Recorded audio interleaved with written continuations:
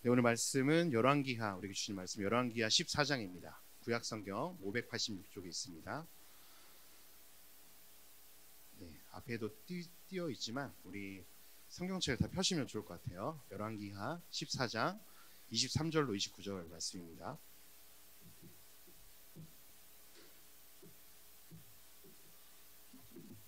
네, 안 계신 분들 앞에 보시고요. 한 절씩 교독하고 마지막 절을 같이 읽도록 하겠습니다. 제가 먼저 읽겠습니다. 유다의 왕 요아스의 아들 아마시아 제 15년에 이스라엘 왕 요아스의 아들 여로보암이 사마리아에서 왕이 되어 41년간 다스렸으며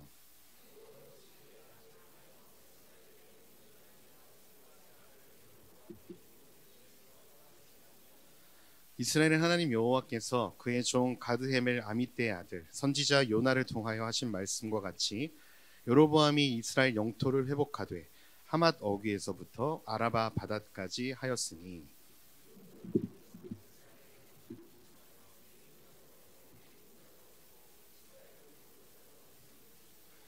여호와께서 또 이스라엘의 이름을 천하에서 없이 하겠다고도 아니하셨으므로 요아스의 아들 여로보암의 손으로 구원하심이었더라.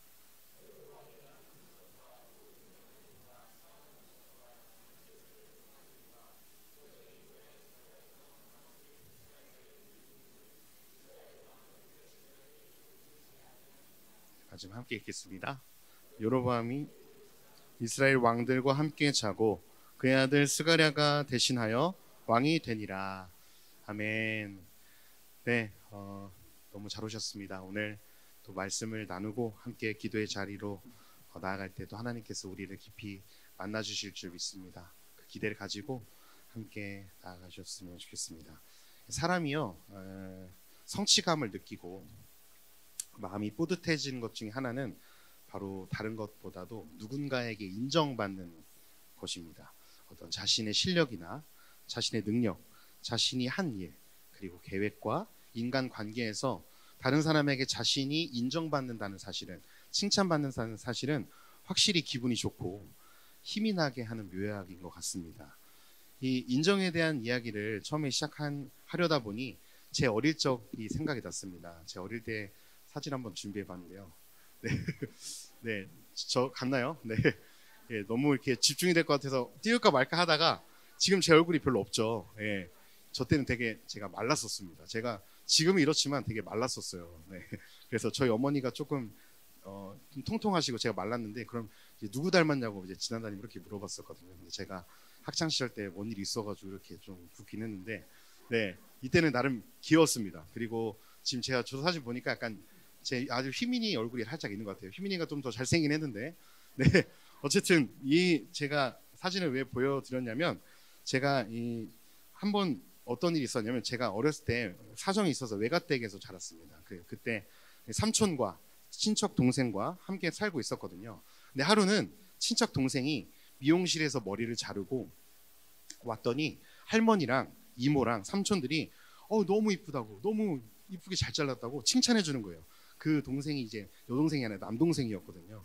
저보다 4살 차이였는데 너무 이쁘다는 그런 표현을 받으니까 되게 별거 아니었는데 그 동생의 머리 이쁘다는 칭찬이 너무 부러운 거예요.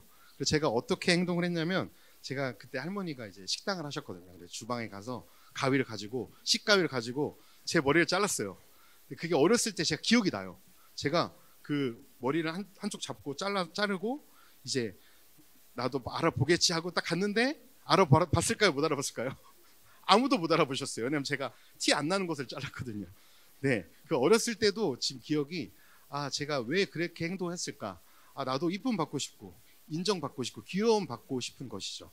이게 뭐 성경적으로는 그렇게 건강한 모습은 아닌데 인간의 욕구인 것 같습니다. 누군가에게 인정을 받고 예쁨을 받고 칭찬을 받는 것, 이것이 분명히 우리에게 힘을 나게 하는 그런 큰 도구인 것 같습니다. 오늘 말씀에도요, 긴 세월을 통치하고 수많은 국가와 백성들에게 인정을 받는 한 왕이 등장합니다. 그 왕의 이름은 바로 북이스라엘의 여로보암 2세라는 왕입니다. 오늘 말씀 23절에 보니까요, 남유다 왕 아마샤가 다스린 지 15년이 되었을 때 북이스라엘 왕 요아스의 아들이었던 여로보암 2세가 북이스라엘 수도 사마리아를 41년간 다스렸다고 이야기합니다. 예, 보통 이제 뭐 16년, 29년 뭐 이렇게 통치하는데요. 이 41년이라는 기간은요, 북이스라엘 왕국들 중에 가장 긴 통치 기간이었습니다. 이뿐만 아니라 여로보암 2세대 때는 솔로몬 시대 이후로 이 북이스라엘이요, 경제적으로 정치적으로 전성기를 누리고 있었던 때였습니다.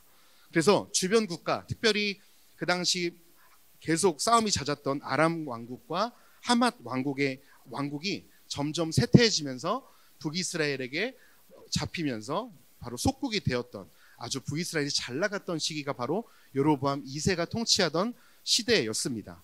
그 이스라엘 왕국 여로보암 2세의 군대가 얼마나 위험찮는지 오늘 말씀 읽었던 말씀 25절 하반절에 보니까 이렇게 얘기합니다. 한번 같이 읽어보도록 하겠습니다. 여로보암이 하맛 어귀에서부터 아라바 바다까지였으니. 네, 이 지도를 한번 보여주시면요, 이 하맛 어귀는 지금 북이스라엘, 지금 이 시대의 레바논 지역입니다. 쭉 위에 보시면 하맛이라는 지역이 있고요, 그 쭉 사해를 지나서 내려오시면은 아라바라는 지역이 있습니다. 거의 에돔 가까이 있는 지역인데요. 지금 이 지역을 북이스라엘 여로보암 2세 시대 때 다 통치를 한 거예요. 네, 유다 땅까지 엄청난 영향력을 끼치고 있었습니다. 즉 여로보암 2세가 다스린 이 북이스라엘은요, 솔로몬 왕 이후로 나라가 최대 번영을 이루게 됩니다. 아마 긴 통치의 기간, 41년이라는 통치의 기간을 보았을 때도 물질적으로 경제적으로 안정된 시기였기 때문에 누구도 반란을 일으키지 않고 여로보암 2세에 만족하여 살고 있었음을 보여주고 있습니다. 그런데요, 영적으로는 이 번영 시기에 북이스라엘 모든 면에서 다 완벽했지만 영적으로는 조금 타락한 시대였습니다. 이 당시 선지자로 활동했던 호세아나 아모스 선지자는 그 여로보암 시대의 우상 숭배와 불의 부패, 압제, 빈부격차 등 죄악을 신랄하게 비판하면서 이대로 오다가는 결국 이 나라가 멸망할 것이라고 예언을 하게 되죠. 그러니까 지금 여로보암 2세는 왕적으로는, 세상적으로는 엄청 성공한 왕이었는데 영적으로는 그렇지 못했던 것 같습니다. 오늘 말씀 24절에 이 왕이 어떤 삶을 하나님 앞에 살았는지 얘기하는데 함께 같이 읽어볼게요.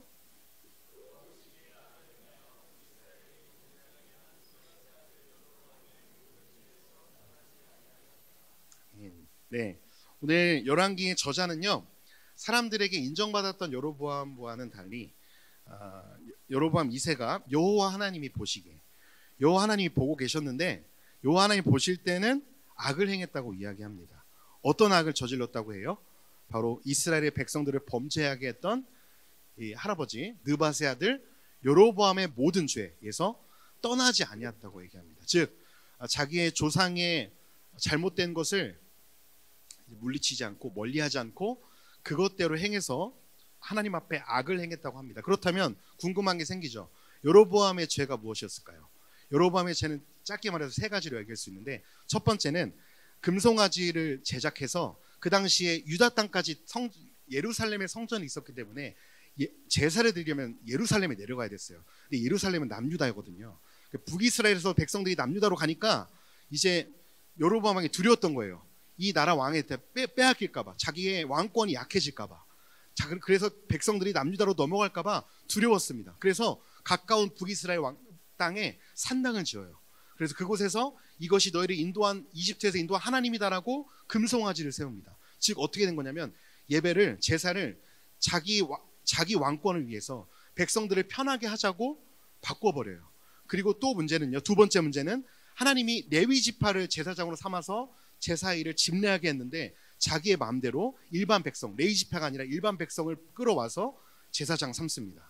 그리고 마지막은 이 북이스라엘의 절기를 유다 절기랑 흡사하게 바꿔서 백성들이 자신의 북이스라엘 왕국에 남아서 자신에게 충성하기를 바랬던 거죠. 즉 하나님을 자신의 성공의 도구로 이용한 겁니다. 예배를, 제사를 그렇게 바꿔버려요. 그게 바로 여로보암의 죄입니다. 그 여로보암의 죄를 여로보암의 2세도 똑같이 행하고 있었어요. 사람들이 볼 땐 성공한 왕인데 하나님 보시기에는 악한 삶이라는 거죠. 하나님을 업신여긴 거고요. 하나님을 이용했다라는 겁니다. 아무리 41년 긴 기간 통치했다 할지라도 하나님 앞에 악한 삶으로 통치한 그 통치가 무슨 의미가 있겠습니까? 결국 백성들로 하여금 하나님을 떠나는 나라를 만들어 버리는데, 나라의 강성함과 번영을 누리면 누구에게 좋게 되는 것일까요? 번성할수록 풍요할수록 배가 부를수록 하나님을 떠나는 것이 인간인데, 하나님을 어떻게 섬기는지 가장 잘 보여줘야 될 여로보암 왕이 지금 이렇게 자신의 정권에 눈이 멀어서 이렇게 정신을 차리지 않고 있으니 이 북이스라엘이 더 악한 나라로 빠져 들어가고 있었던 것입니다. 이것을 보았을 때요, 한번 우리가 생각해 보겠습니다. 하나님은요, 우리의 삶을 보실 때 우리가 삶을 통해 어떤 수많은 이룬 업적과 성공, 성취로 평가하지 않으십니다. 지금 사람의 눈으로 봤을 때는 이 왕은 부족한 게 없는 왕이에요. 아주 성공한 왕이에요. 그런데 성경은 얘기하죠. 하나님은 보시죠. 이 왕이 악했다고. 하나님이 보시는 게 중요한 거죠. 하나님은 무엇을 이룬 것을 보시는 게 아니라 당신과의 관계가 어떠했는지, 즉 내 말씀대로 살았는지 안 살았는지를 보시는 거죠. 그러니까 하나님 눈에서 성공은 하나님 말씀대로 살아간 거예요. 성공과 성취가 아닙니다. 어디를 보내셨든지 하나님 말씀대로 살았는지 안 살았는지 하나님은 이걸 보시고 악하다 선하다 판단하시는 거죠. 지금 여로보암 이 북이스라엘이 잘 살지 못해도 됩니다. 조금 망해도 돼요. 군사력이 약해도 됩니다. 전쟁에서 패해도 돼요. 하나님의 말씀대로만 살았다라면. 성공이 하나님이 원하시는 게 아니었죠. 하나님께서 저와 성도님들을 보내신 자리에서 사람에게 인정받고 높은 직책에 올라가서 얼마나 성공했는지보다, 내 이름을 얼마나 높였는지보다 하나님이 보내신 그곳에서 얼마나 하나님과의 친밀함 속에 하나님의 말씀대로 살아가는지를 하나님은 보시는 거죠.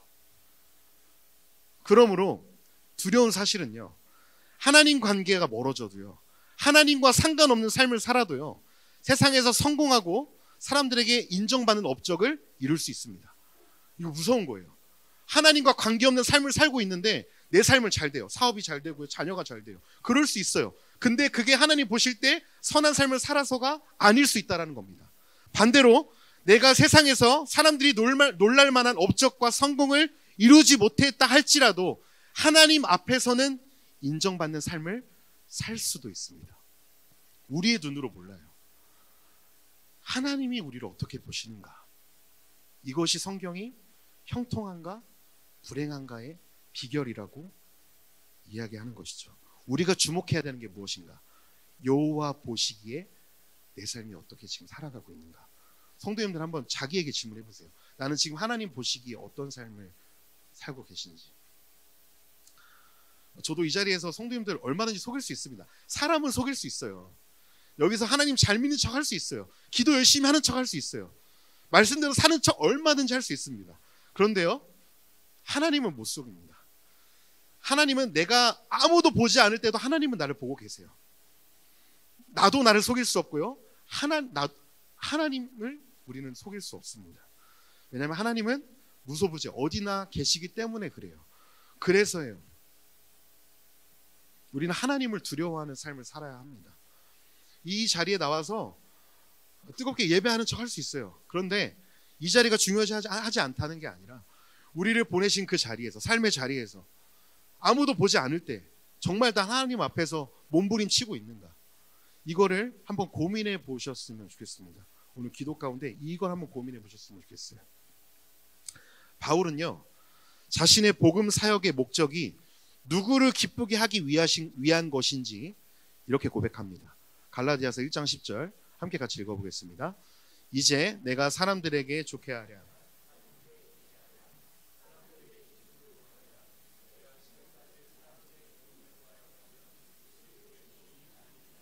네, 바울은 예수 그리스도께 부름을 받은 사도였습니다. 예수님을 만났고요, 예수님과 직접 3년을 동행하진 않았지만 다메섹의 예수님의 부르심을 받아 예수를 믿던 자를 핍박하고 죽였던 자가 예수를 전하는 자로 바뀌었죠. 바울이 고백합니다. 이제 내가 사람들에게 좋게 하랴, 하나님께 좋게 하랴, 사람들의 기쁨을 구하랴. 내가 지금까지 사람들의 기쁨을 구하였다면 그리스도의 종이 아니니라. 우리는 하나님의 자녀죠. 하나님의 것이죠. 그러니 우리가 살아가는 목적이 사람의 인정이 먼저가 아닙니다. 사람의 인정이 필요 없다는 게 아니에요. 저는 우선순위를 말씀드리는 겁니다. 우리가 누구에게 먼저 더 인정을 받아야 되느냐? 하나님께로부터 먼저 인정받는 삶을 살아야 된다는 것입니다. 우리가 먼저 하나님을 경외하고 하나님을 두려워함으로 때로는 넘어질지라도 그분 앞에서 정직하고 신실한 삶을 살아갈 때 사람들에게도 인정받는 것이죠. 하나님께 먼저 인정받는 사람이 사람들에게도 인정받는 것이죠. 때로는 사람들에게 손가락질 받는다 할지라도 하나님이 나의 삶을 보시고 흡족해 하신다면, 내가 하나님을 정말 기쁘시게 하고 있다면 우리의 인생은 성공한 것이죠. 하나님의 보시기에 철저히 실패한 왕, 우상숭배를 자처하여 온 백성들에게 결국 범죄하게 한 악한 왕으로 여로보암 왕을 성경은 평가하고 있습니다. 이렇게 여호와 앞에 악을 행하고 이스라엘 백성들의 죄악의 길로 이스라엘 백성들을 함께 걸어가게 했지만, 그럼에도 불구하고 이스라엘 향한 하나님의 긍휼과 은혜는 멈추지 않습니다. 하나님께서 아미떼의 아들 요나 선지자를 통해 이제 이스라엘의 영토가 회복될 것을 예언하셨습니다. 그리고 실제로 북이스라엘이 실제로 하맛에서부터 아라바까지 영토를 회복함으로 그 예언이 하나님 말씀하신 그대로 성취됩니다. 여로보암의 죄악과 상관없이, 여로보암은 악을 행함에도 불구하고 하나님은 당신의 종 요나와 약속한 언약을 성취하십니다. 악함에도 불구하고 성취하시죠. 그리고 하나님은 더 나아가십니다. 26절에 이렇게 얘기하고 있는데요, 26절 한 편 같이 읽어보도록 하겠습니다. 시작.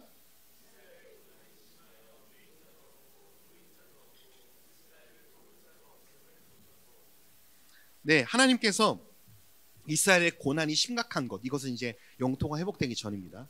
이스라엘의 고난이 심각한 것을 보시는데요, 매인자를 보셨습니다. 여기서 매인자는 종이란 얘기고요, 노인자는 자유자를 의미하고 있습니다. 그리고 도울자가 이스라엘에 없다고 얘기하는데, 여기서 도울자는 엘리사와 같은 하나님의 능력이 있는 선지자를 의미합니다. 즉, 탁월한 하나님을 가까이 하게 할 수 있는 탁월한 지도자의 부재입니다. 그러니까 지금 이스라엘은 망하고 있었어요. 물질적으로도 영적으로도 다 나라가 망하고 있었습니다. 그런데 하나님께서 오늘 이스라엘 그 모든 극심한 고난을 뭐라고 하셔요? 보십니다. 여로보암의 악함도 보셨지만 이스라엘의 고난도 하나님은 보고 계셨습니다. 여기서 이 보셨다라는 의미에는 주시하다, 주의를 기울이다라는 의미가 있습니다. 즉 하나님은 눈을 떼신 적이 없어요. 여로보암의 죄악에도 불구하고, 이스라엘 백성들의 하나님을 없인 여김에도 불구하고 하나님의 눈동자는 당신의 백성들을 떠나시지 않습니다. 제가 하나님이라면요, 이미 버렸어요. 이미 광야에서 버렸습니다. 제가 하나님이면. 그런데 우리 하나님은 이 배은망덕한 은혜를 모르는 이 백성들을 향해서 당신의 긍휼과 은혜를 쉬지 않으십니다. 노하기를 더디하시죠. 그리고 보고 계십니다. 그리고 이스라엘의 이름을 천하에서 지워버리지도 않으시죠. 그리고 자신 앞에 악을 행한 연약한 여로보암의 손으로 구원하십니다. 오늘 말씀 27절 하반절에 보니까 여로보암의 손으로 구원하십니다. 이 정도 악을 행했으면 좀 버려야 되잖아요. 하나님이 이 왕을 버리시지 않고 도구로 쓰세요. 여로보암이 잘나서요? 여로보암이 돌이켰어요? 아니죠. 여로보암의 죄보다 하나님의 긍휼이 더 큰 거죠. 하나님의 은혜가 더 큰 겁니다. 하나님이 이 연약한 자를 통해서 도구로 쓰세요.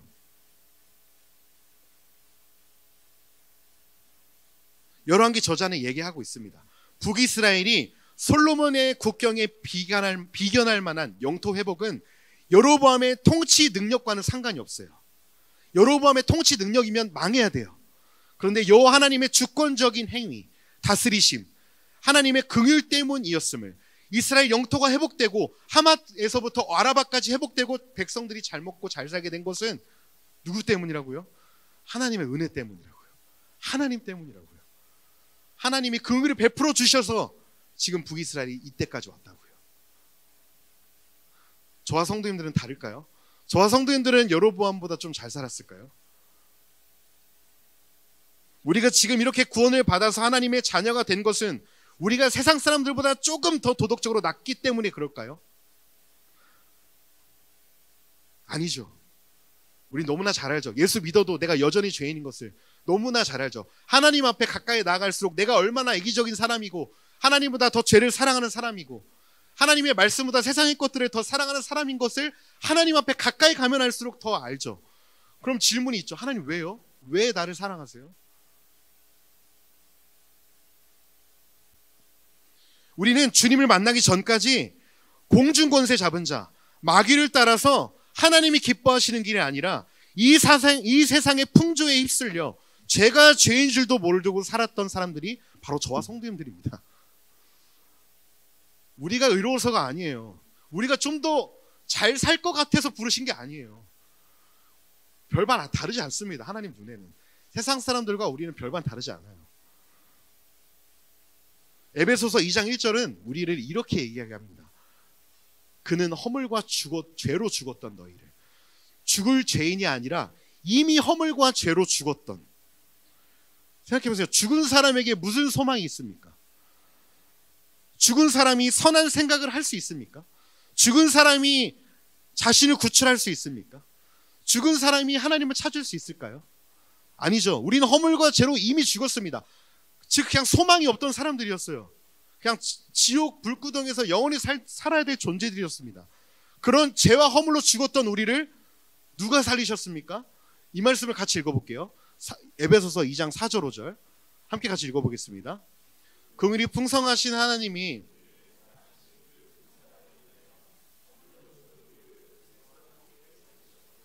너희는 은혜로 아멘. 긍휼이 풍성하신 긍휼이 다함이 없으신 하나님이 우리를 사랑하신 그 사랑, 이건 인간의 에로스 사랑이 아니라 하나님의 아가페 사랑입니다. 무조건적인 사랑, 나를 있는 모습 그대로 사랑하신 그 사랑이 우리를 허물과 죄에서 살리신 것이죠. 예수 그리스도와 함께. 그리고 이걸 기억해야 됩니다. 너희는 은혜로 구원을 받은 것이다. 즉 내가 한 건 아무것도 없는 거예요. 내가 하나님 앞에 나오기까지 내가 한 것은 아무것도 없는 겁니다. 하나님이 다 만들어 놓으시고 나를 부르신 거예요. 우리가 지금까지 이곳까지 올 수 있었던 것은 오늘도 그런 나를 참아주시고 그런 교만한 나의 우둔함을 용납해 주시고 나의 악함을 참아주신 하나님의 은혜의 결과입니다. 하나님이 붙들어 주시지 않았다면 우리는 이 앞에 올 수 없어요. 찬양할 수도 없어요. 하나님을 찾을 수도 없어요.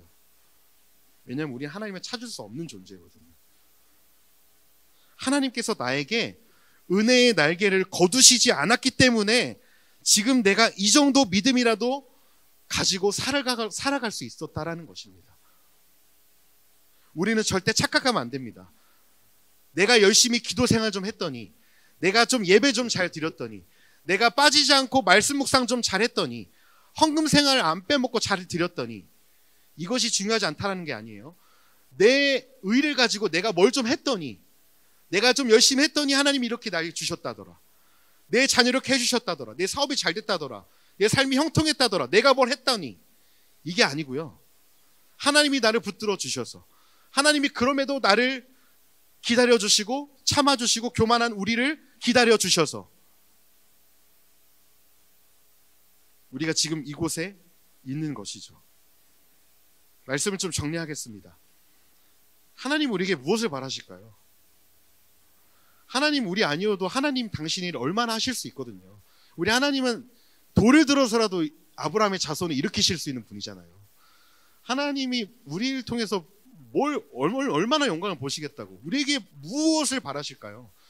우리 교회에게 무엇을 바라실까요? 교인 수가 기하급수적으로 많아지고 이 자리가 차고 넘치고 헌금이 많이 모이고 그래서 더 큰 예배당을 건축하고 주차장을 완비하고, 그것이 하나님이 원하시는 것일까요? 그게 먼저일까요?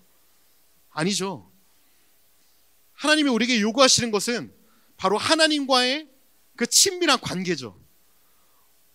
오늘 왜 열왕기 기자가 여호와 보시기에 악을 행했다고 썼을까요? 이 왕은 그냥 세상적으로 성공한 왕입니다라고 쓸 수 있는데 왜 여기에 갑자기 24절에 다 잘 나가다가 여호와 보시기에 왜 악을 행했다고 했을까요? 하나님이 원하시는 게 이게 아니었던 거죠. 안정된 긴 통치가 아니었던 거죠. 하나님이 기뻐하시는 삶을 사는 것을 하나님 바라셨던 거죠. 하나님이 왕을 왜 세우셨습니까? 하나님 왕 왜 세우셨어요? 백성들 세금보다 더 잘 먹고 잘 살라고? 아니요. 하나님 왕 왜 세우셨어요? 하나님을 어떻게 믿는 것이 진짜 잘 믿는 것인지 보여주라고. 신앙의 모델로 왕을 세우셨습니다. 하나님이. 원래 진짜 이스라엘의 왕은 하나님인데 백성들이 왕을 요구하자 사무엘을 통해 왕을 세우기를 원하시죠. 왜 세우셨어요? 하나님은 이렇게 믿는 것이라는 걸 보여주라고 왕을 세우셨어요. 그런데 이 여로보암 왕은 실패하고 만 것입니다. 하나님이 우리에게 바라시는 것은요, 어떤 대단한 찬양과 멋진 사역과 큰 일이 아니에요. 그게 먼저가 아닙니다. 바로 하나님과의 관계 속에서 오늘 내 삶에 하나님이 무엇을 기뻐하실까? 내가 사회생활 가운데 내가 사업터에서 나를 보내신 곳에서 어떤 삶을 하나님이 기뻐하실까? 진짜 예수님이라면 어떻게 하실까를 고민하면서 넘어지더라도 그 삶을 말씀 한 발자국, 말씀 한 구절이라도 지키려고 몸부림치면서 사는 삶, 하나님이 그걸 보실 것 같아요.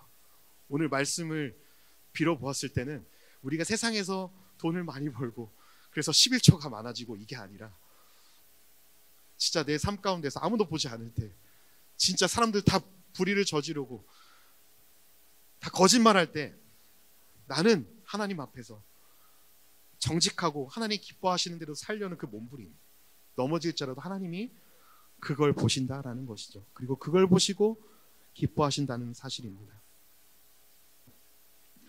하나님과의 관계가 무너지면요, 이 모든 것이 내가 한 줄 알고 착각합니다.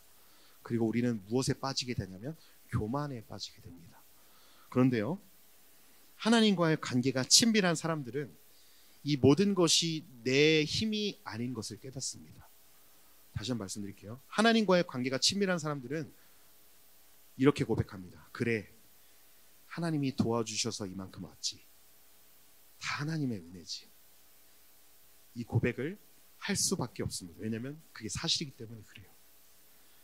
말씀을 정리하겠습니다. 오늘 기도하면서 하나님께 이렇게 감사의 고백을 올려드렸으면 좋겠습니다. 하나님, 오늘도 하나님의 은혜 때문에 내가 지금까지 올 수 있었습니다. 나를 붙드시고 인도하신 하나님의 긍휼과 은혜를 찬양합니다. 이렇게 하나님을 높여드리는 밤이 되었으면 좋겠습니다.